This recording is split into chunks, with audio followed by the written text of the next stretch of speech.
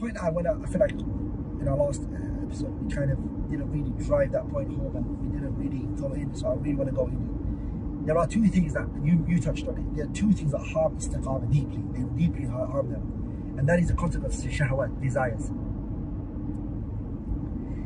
As a person, you have to get control over your desires. You need to control it. No one's ever going to tell you to not have desires, because that goes against who you are. But it's to control it. It's to have it under a microscope. You keep looking at it, checking on it. How is it? What is it? You have it. You keep it on a leash. It doesn't go and do whatever it wants. And the nafs calls you to that which is bad. So you have it under control. It doesn't just do what it wishes and how it wishes and the way it wants. And this is, if you look at the world today that we're living in, the battle and the fight is actually on this concept of desires. It's people who will say, leave me to do what I want. All LGBT community is shahwa, desires. What else is it? Feminism is desires. Men abusing their spouses and egotistic. It's all desires, it's shahwa. What else is it? Shahwa, it's what's causing all of this harm to a lot of people. They just can't control their desires. Whatever their nafs tells them is that's what they want to do. Yeah, and the world is built around that. It's built, actually, particularly in the Western countries, it's built around, and not just the Western countries, the internet is everywhere now. And the internet as well is built to just feed your desires. McDonald's here and food here, and it's just all about desires to no end. And if you look at social media, you look at people today, let him do what he wants. It's like, why do you care? Let him do what he wants. It's his life. Or even this concept of you're only going to live once. YOLO. You're only going to live once. What does it mean? What do you mean I'm only going to live once? Does that mean I can do what I want and just open my... what distinguishes us from the animals? That's true. What is it that distinguishes the human from the animals? It's the animals that when they feel a desire, they do what they want.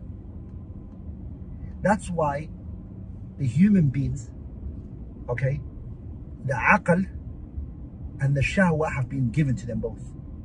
If Ibn al-Qayyim says, if the shahwa overpowers the aql, the human starts to resemble the animal. It becomes like the animal.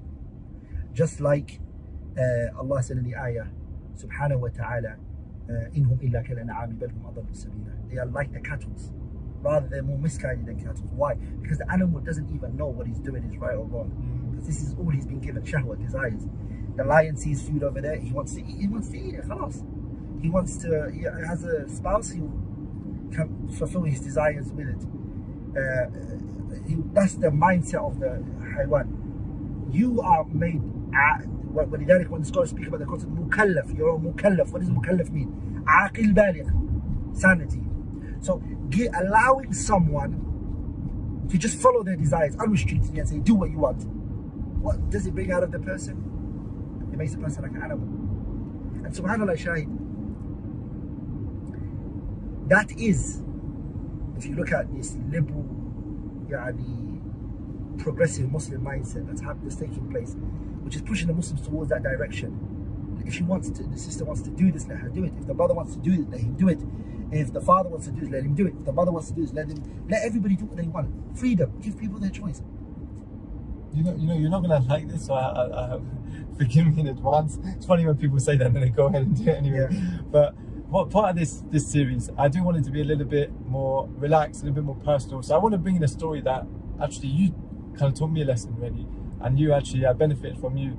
And that was like, I don't know, maybe a couple of weeks ago, we had some recording to do, and I got to the recording destination, and you were there already, and you said that you slept over there. You stayed the night there, and I said, where did you sleep? Like, there's no bed here. You said adab al-nafs. What do you mean by that? Go into that a little bit more, because that's really that goes into this concept of controlling the desires. Tell us what you mean. The nafs the nafs. It wants to do what it wants to do. The nafs is free to do what it feels like it wants to. It's privileged. It's entitled to do what it wants. And so what you need to do is you need to punish it. You need to tell it off. You need to control it. Your nafs shouldn't have control over you. You should have control over it. Once that happens, you control your nafs. You're not only going to be praiseworthy in the world that you live in today. Everybody's going to respect and admire you for it. And in the eyes of Allah Ta'ala, you will be a person who is يعني من المتقين, from the righteous people. Look at the Salaf Ridwanullahi alayhim ajma'in. When they would wake up for the Qiyamul Layl, what did Allah mention? تتجافى جنوبهم عن المضاجع يدعون ربهم خوفا وطمعا ومما رزقناهم ينفقون. The man is waking up from his bed, leaving his wife, leaving the comfort, going in and doing wudu. All of this is a adab for the nafs. The nafs doesn't like this. The nafs likes a cozy bed. Yeah. It doesn't want to wake up. It doesn't want to leave the mattress. You don't want to leave your wife just cuddling her and being in that proximity with her, and being in that nice comfort. You want to. So the nafs doesn't want that.